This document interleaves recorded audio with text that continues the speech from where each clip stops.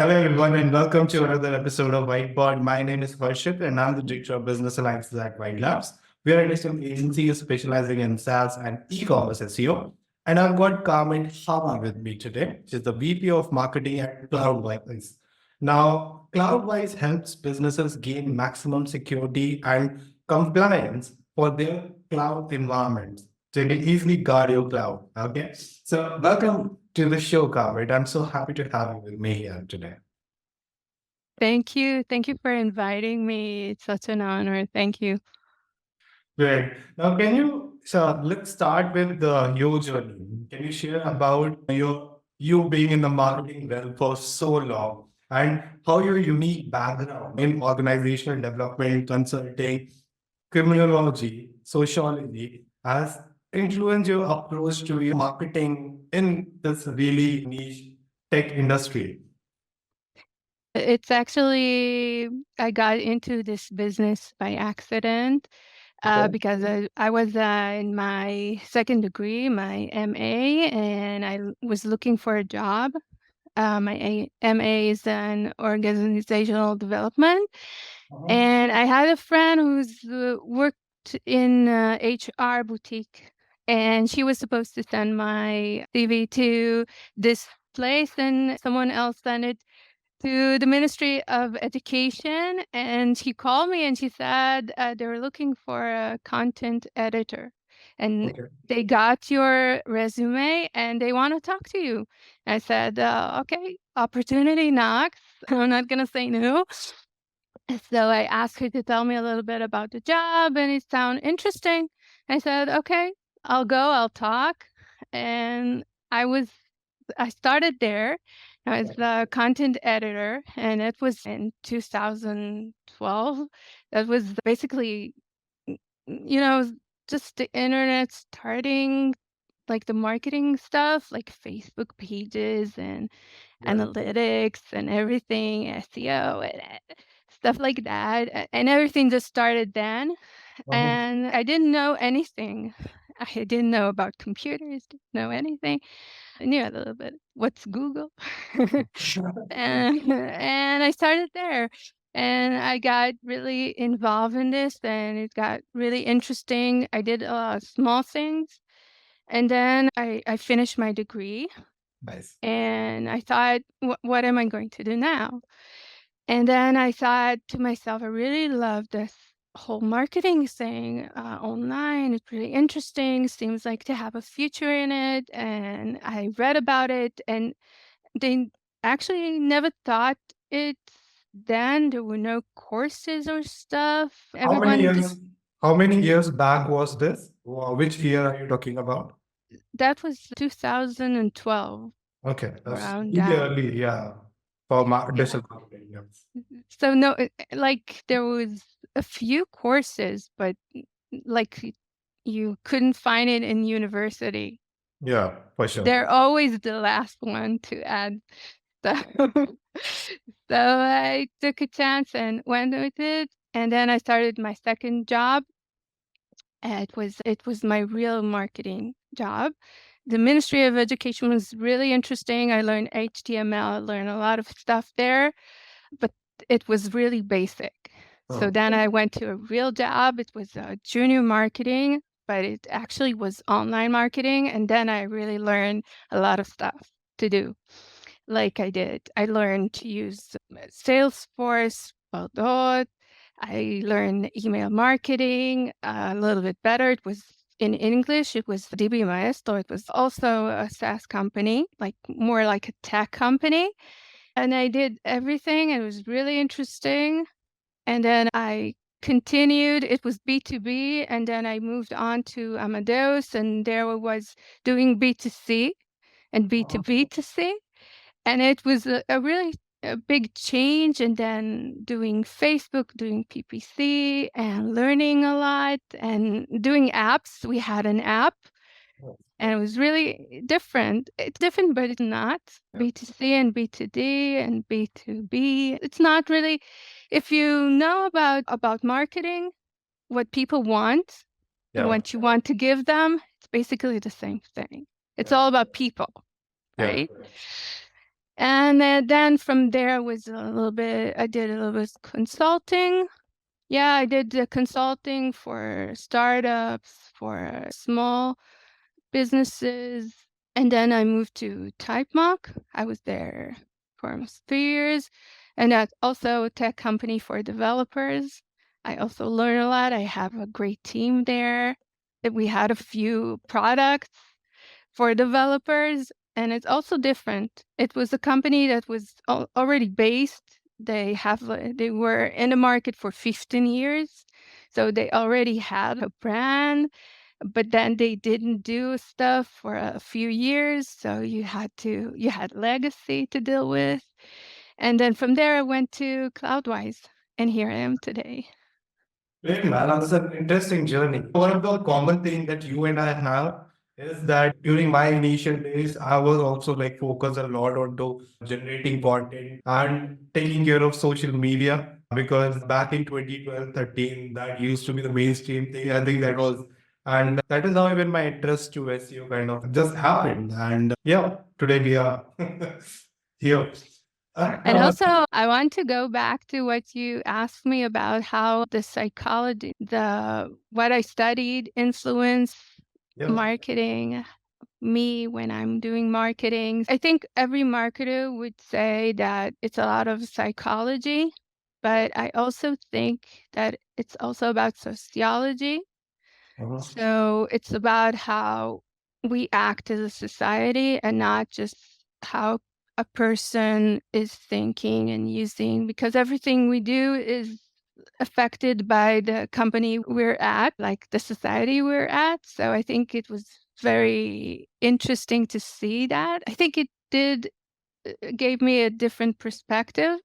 And also organizational development is how every department in a company depends on each other. Like we're in marketing, we don't necessarily understand how we affect support or product, but when you learn organizational development, you see how everything affects everything.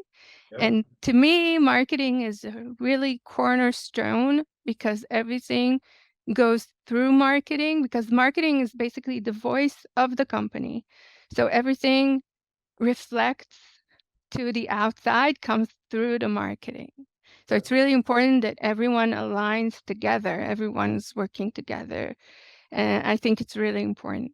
No, that's very nicely put, and I couldn't agree more. Each and every team have their individual role. There has to be a good synergy between each one of them. The information should flow flawlessly, and like each and every team like facilitates you to achieve those organizational goals that you have in mind. Yeah, it's crucial. Okay, now let's talk. I would love to know. Can you provide us a detailed explanation on the Cloud Security Center of Excellence and the various component it comprises, and also what are the unique selling propositions that you have, which kind of outweighs apart from the competition out there in the market? Yeah, sure. So CloudWise was born in 2019, so we're almost 5 years. Yeah. And basically, we started as an observability tool. And then after, I don't remember exactly when, we pivoted to security, cloud security.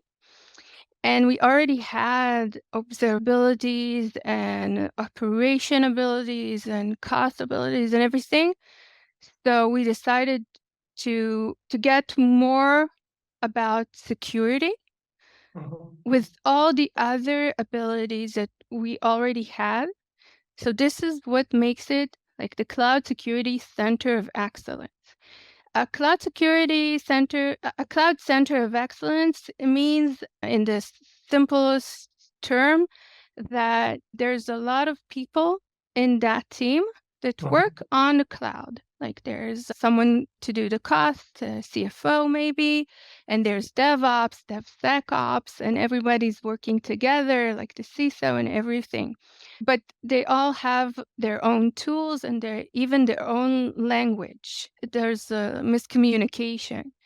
So what we took is we gave it like the same language. So everyone can use the same solution, same platform, and they can use it and talk together and use the same solution with many abilities, and they don't have to use each have a few tools. Even the CISOs, I really respect them. They have so much responsibility and so much work to do. I don't know how they sleep at night. Just to think about if someone can hack the cloud and take data, it's like really stressful. And there's a lot of burnout. Yeah. So this is and think that they need to use a lot of tools only for the cloud. They need to use one tool for compliance, the other tool for security, a different tool for operations, and even for security, they need API security, they need IAM security, they need so many tools. So they don't, because they can use just CloudWize, Cloud Center of Excellence, Cloud Security Center of Excellence. So this is what we do. And actually, it was a bit of a challenge to make people understand, because we have so many features. You go to our website, you go to the feature page, and like a list of stuff that we do, because we have a lot of features and a lot of abilities.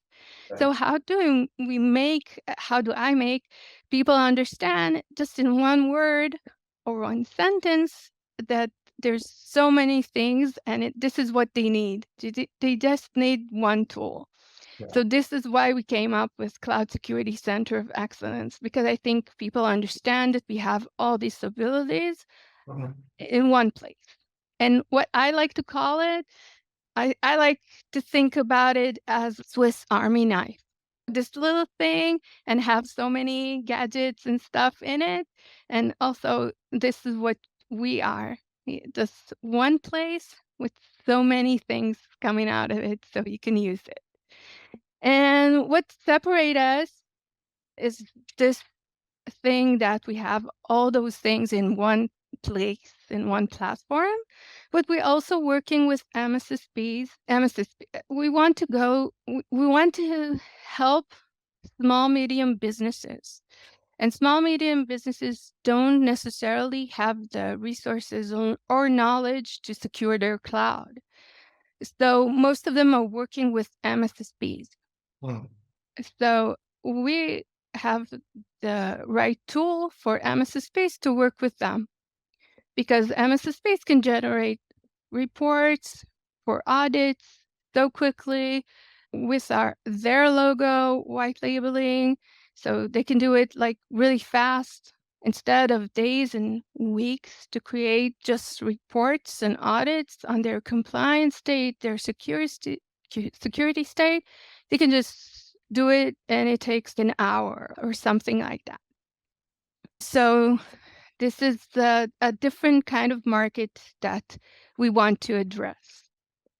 That's brilliant. While checking your LinkedIn, I stumbled across that you're doing, like, you achieved such great milestone with your SEO. I saw really good figures, like organic traffic being bumped up to 480%, then 60% increase in your monthly subscribers. I would love to understand any specific strategies or initiatives that basically contributed to success of yours. Yes. Actually, I would like to say that I create more content than ever. I'm using AI, of course, but I'm not like AI helps me create the content, but I have to edit it so much that it's still so much faster. So my strategy is basically to look at Google Trends and current events that are unique, and they feel like a certain breach has happened or something that people need to be aware of, and to create a content really fast. And that content is, of course, a blog post, but it's also to share it on LinkedIn. LinkedIn is the major social media that I'm working with, because our target audience is there mostly. We also have Facebook and Twitter, but they're not so aggressive. But Quora is also great. I love Quora, but our basic target audience is at LinkedIn. And at LinkedIn, they always mess around with the algorithm. So now company page don't get like Yeah. anything. Like Are you it's not. leveraging paid promotions on LinkedIn as well? No, because I did a few times and it's a pit hole for money. You don't see you don't see real results that you actually can say it was worth the money. Mhm. It just feels like I'm bleeding money and I don't see results. I would rather much use that uh, investment of money in other places where I know I can get something out of it. What are those other places that you feel would give you a better ROI? I think places that have for tools, Mhm. I think it's better. G2, Yeah. it's better because the audience there is more focused Yeah. and it's more interested. It really is more focused, even more focused than on Google. Yeah, because the buying intent increases when people check your reviews out, your profile on such platforms. Definitely, the buying intent is much more compared to just shouting it out loud on social media. That's more or less the branding side, I would say. Yeah, and actually the competition is really high. It's not just cloud security, but the competition is with every cybersecurity because it's just one small, relatively small target audience, and there's a lot of tools out there wanting them to use. So there's a really big competition and the competition is good. I actually love competition, but the problem is that it raises like the cost per click. Yeah, no one loves competition. Come on. Let's talk about your go-to-market strategies. Like, to be honest, I would love to focus on the key performance indicators as well that you've developed basically for CloudWize. And can you please shed some light on those terms? Yeah. So when I first looked at the market, and so the first thing I wanted to do is to map the user's journey Hmm. because I wanted to know which channels I would like to invest in and what kind of persona is the user. Like our tool is not under $100. It was like for me, it was very obvious that they're not going to purchase online. Hmm. If you have under, I think maybe $500 is the limit per year, I'm going to say, not per month. After $500, they need like approvals from more people in the organization and they need to rearrange their budgets and so it's not go online and purchase by yourself. It's not going to happen.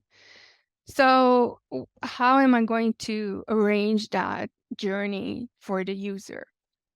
So basically, what I thought about and what actually we saw in real life is that the awareness of that persona of the CISOs for cloud security is high. They don't need me to teach them that they need a cloud security. I think most people even know that they need something. But there's so many tools, and also the cloud is very agile. Everything is changing. Everything it's like hyper speed. So they need to adapt to that. They also need to adapt to new tools, new threats. So it feels like almost everyone is just reacting instead of taking charge and saying, this is what I need. They just keep pushing back. So I figured the awareness level is really high. The competition is hard and nobody's going to buy. Just look at it, say, yeah, it's a great tool and going to buy. Even to get them to trial, it's hard because when you ask them for a trial period, it means that they need to trust me. They need to trust our company because they have to bring their data and all their cloud infrastructure, and they have to know that they're not just giving it away. Yeah. So it was really about building trust. So building trust was really important. So the website, it was when I started, the website was like, I don't know, maybe 3 or 4 pages. Okay. So I decided there was no feature page, even though we did have, even back then, we had a lot of features, but it Yeah. was really important to show that Now, given your documentation. love, now given your love for SEO, I'm sure that must have been nightmare for you because you do love content. You come from that background. Yes, it was painful actually, because it's not just about the SEO, but also about what people are looking for. They're not going to get it. Yeah. They come to the website, they don't really, they have something really amorphic. They don't really understand it. And then they're searching more. That there's a lot of, some people think that if you give a little less on the website, then they would contact you, ask you for more details. But that's wrong. Nobody wants to do that. People, if I don't see it, then I'm clicking X.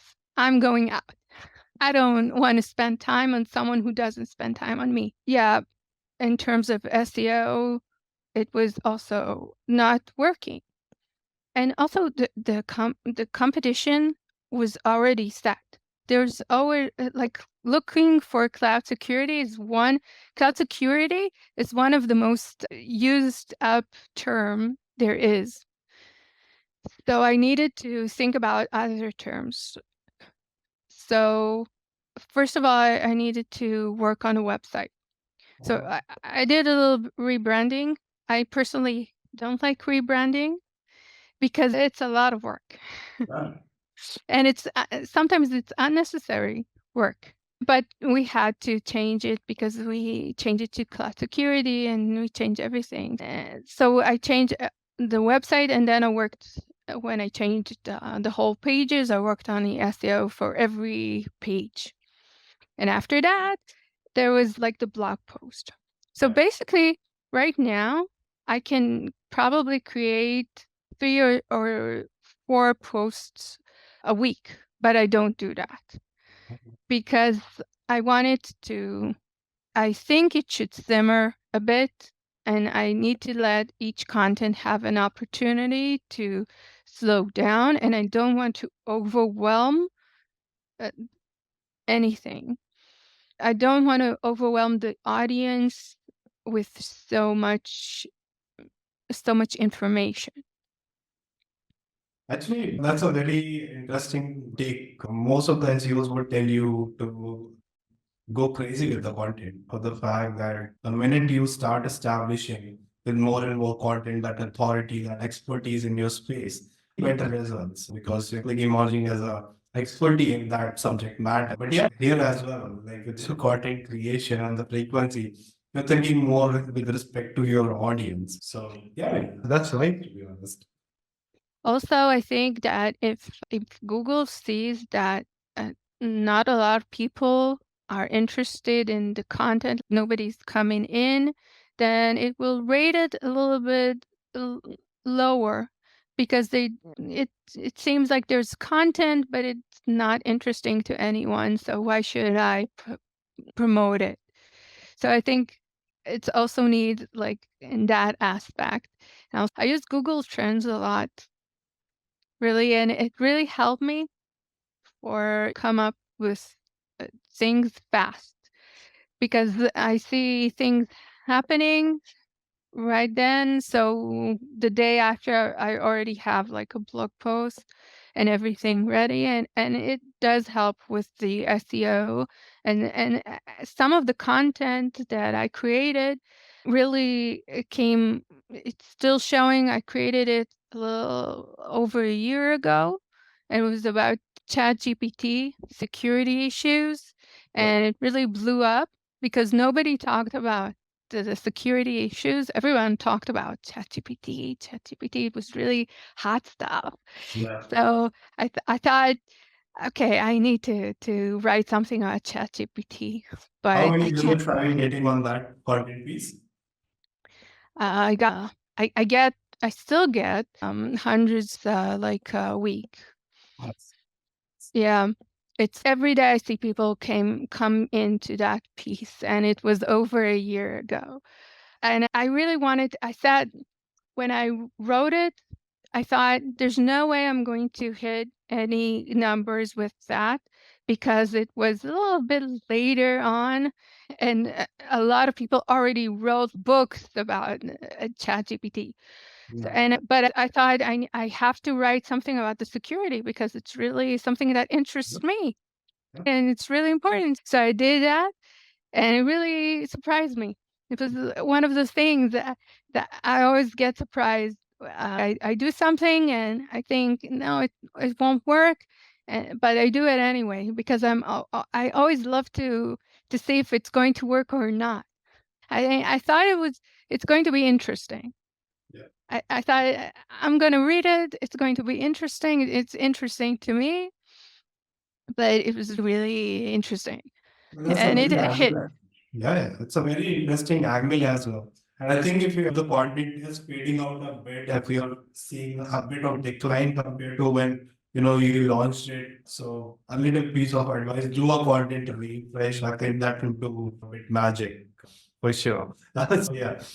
All right, I would like to know because I think cold outreach is again one of the channels that you're using. Now, in today's age, especially cold email, that is becoming very tough because of a lot of strict rules that are being imposed by these giant email providers, Gmail, your Yahoo, your Bing. Are you seeing any changes in your matrix, like performance matrix, when it comes to your cold email outreach, or is it something which is you as an organization is not getting a negative impact, basically? I don't experience negative impact yet, Okay. because I try not to overdo it. Like I do a campaign, and I do with a campaign a month. Like I'm not overdoing it. It's called outreach, and I'm running right now one. And I also, yeah, there's limitations with Gmail. You can't send over like 400 emails a day. Yeah, it's mainly I think for the bulk emailers that is becoming much trickier. But if you're keeping the frequency low, I think yeah. Yeah, exactly. Because my target audience is relatively small. Yeah. So it's really important for me not to annoy them. Mhm. I don't say that nobody gets annoyed with me. I bet some do, but I really try. I know, like, I'm getting a lot of emails, like a lot of cold outreach, a lot. So I bet they do too. But I do see they're opening the emails, clicking. So this is a good feedback. And I also, it's really important to add that they can remove themselves and ask not to get more emails. And so they won't, like, I won't be totally spammed. Yeah. And it's better than just sending newsletters to as cold outreach. But Yeah, that's not a good practice. I tried it. But I tried it once, and then I thought, wait, these people didn't ask me to send them a newsletter. Why am I sending them a newsletter? It's not good practice. So it's better to send them something that I think will interest them. that makes perfect sense. And so you put on very wise point. A lot of people don't follow this. In fact, simple conversation with any of the team members, you are in the database and they flood you with emails. So when that happens, so it's quite a common practice, unfortunately, but yeah, happens. Now, being fluent in Hebrew and English, how does the international flair you bring impact your marketing strategies, particularly in the space you are in currently? And are there any specific advantages that you've encountered in this regard? Well, actually, it's Hebrew is very local, and most of Israelis speak English and read English, especially in the tech industry. But it did help when it comes with government, everything that's government. You have to have it in Hebrew. And sometimes the small, medium businesses, it's better to talk to them in your own local language and not it's sending them in English. It seems that we're too far apart. And you want to look them in the eyes and you want to say, okay, we're both Israelis, look you in the eye, take some stuff. But it also helps with all the collateral to have that in Hebrew as well. It would help if I knew more languages. Like we had a conference in South Korea and we translated our brochure there and it was also techy and we asked people that we knew that knew Korean to help us just to so we can know that the translation was well because it was tech also involved. So in Hebrew, at least we know it's fine. I know that this But is most of the marketing communication, anyways, is in English. That's sorted. yeah. Yeah. Okay, now I would love to basically get your insights on any specific challenges that you have faced and overcome cloud-wise, and ways you have turned constraints into opportunities. Anything of those terms, please. Yeah, I think one of the challenges was actually to realize that the competition is really high and doing like PPC campaigns is going to be a waste of I don't think it's going to be a waste of money because there's no money to waste because nobody's going to reach those highs other than the high competitors. So I it was a challenge because I'm not going to spend my entire marketing budget on a PPC campaign. And also the results are not nobody that clicks. You can't be sure that if I was sure that people who are clicking going to buy, I would. Nobody buys after they click. Like you have to visit a website like a few times at least to even consider it. And when it comes to B2B, only 5% of the market is actually ready to buy. I think it was a challenge. Also, awareness. It's a startup. We just started doing marketing. And so, how do we get awareness and have people be aware that we're in the market? So, the first thing I think it was to speak to the CEO to really help him understand because he's my besides being my manager, he needs to understand what's going on in the marketing and what are the challenges that we are facing together and as a company. Because if I do well, if I don't do well, it also reflects on everyone else. And so I told him, look at the competition. It's insane. I have no power there. He told me, I have this and this budget, so use that. I told him, this won't get me nowhere, just a few clicks. I'm not going to waste money on that. We need to think of other ways to do it. So we decided, I thought, okay, what's the second best thing? Or what the second thing that I need to do is get awareness. So I'm going to use the budget for videos and use it on YouTube. So I use it on YouTube campaigns to promote it. And there it's really better. So it's also good audience. You can actually filter it and get to really good audience, the target audience that you want. So it's really good. It's almost, I didn't use Twitter, but Twitter is also good. I used it in other companies. I used Twitter. It brought really nice results. Yeah, it was like thinking, it was a challenge. So we did get awareness. And also you asked me, how did I use analytics to change it, like for the campaigns? So actually, I created a video, which was a challenge of its own, because you want it to be short, but you also have so many things you want to people to understand about our product.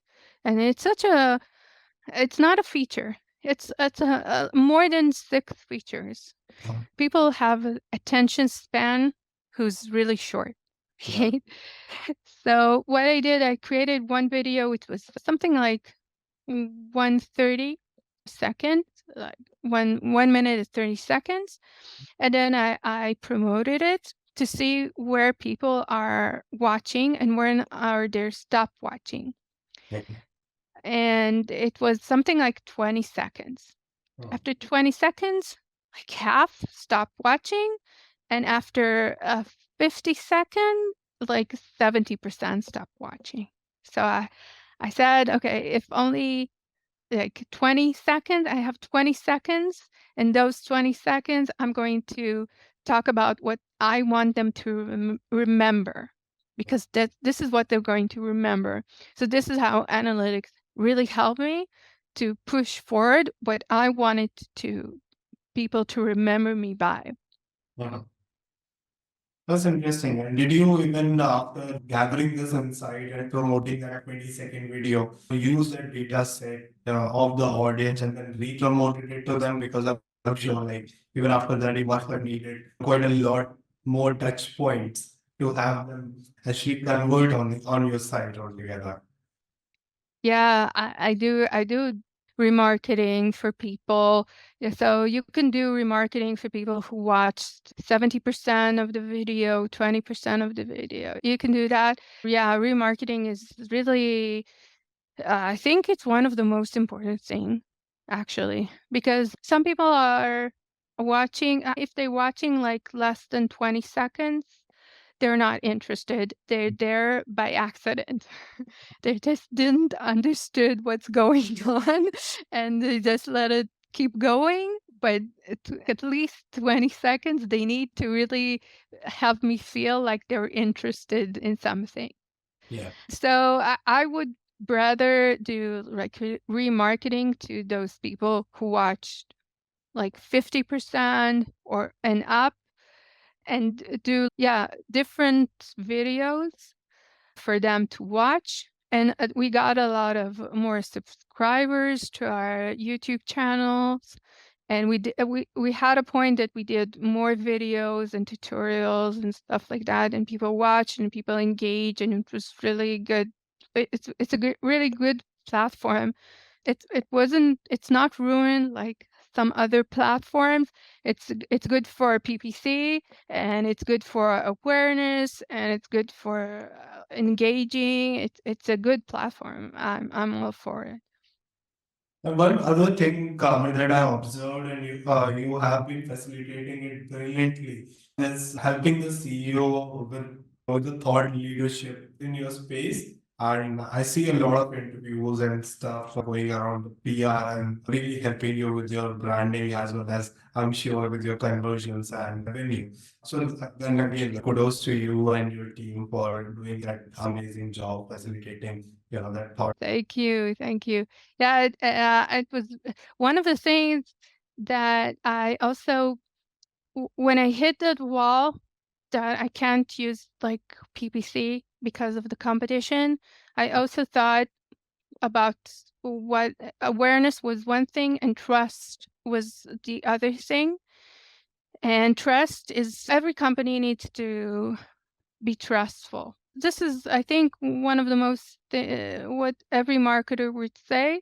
It begins and ends with trust. Nobody buys from people and companies they don't trust. And how do you trust people? If they say things that you agree with, they teach you something you didn't know, or they're in the business, they understand that they don't live in a past, they don't live in a future, they're here and now, they know what they're talking about. I think using our CEO who has a lot of insights and he's really smart, and the whole company lays on him.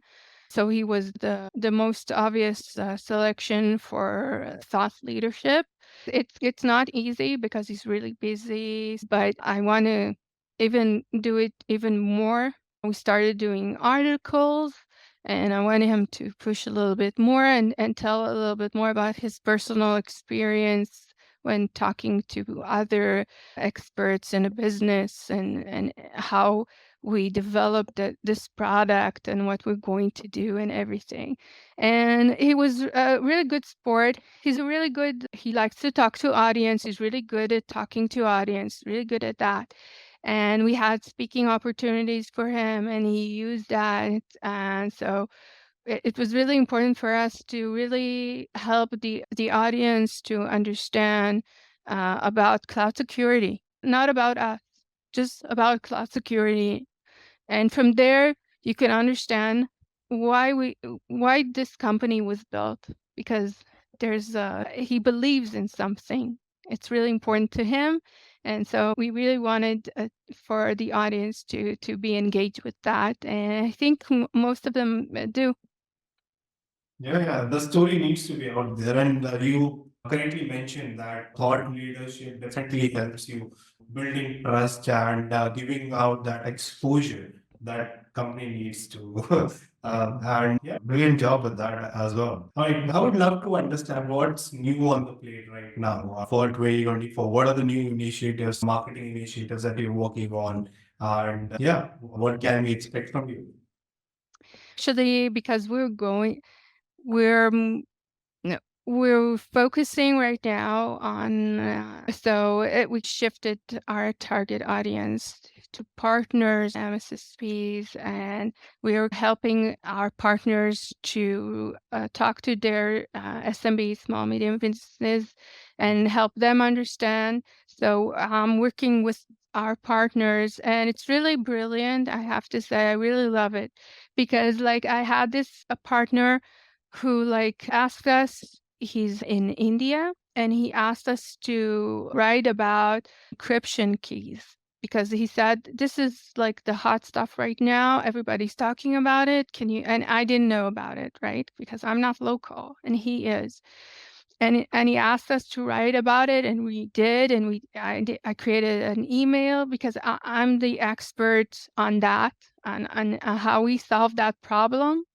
We did that. He asked us to do a one pager. He asked us to write an email. We did that, and then after I sent it to him, I thought, wait, I can use it for a blog post. It gives me ideas for local communities and people that I was not aware of.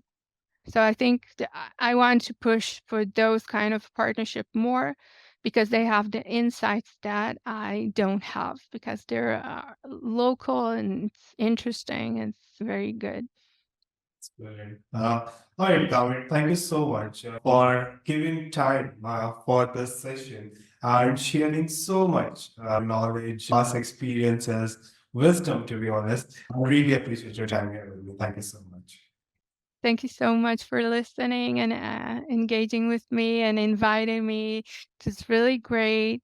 Thank you.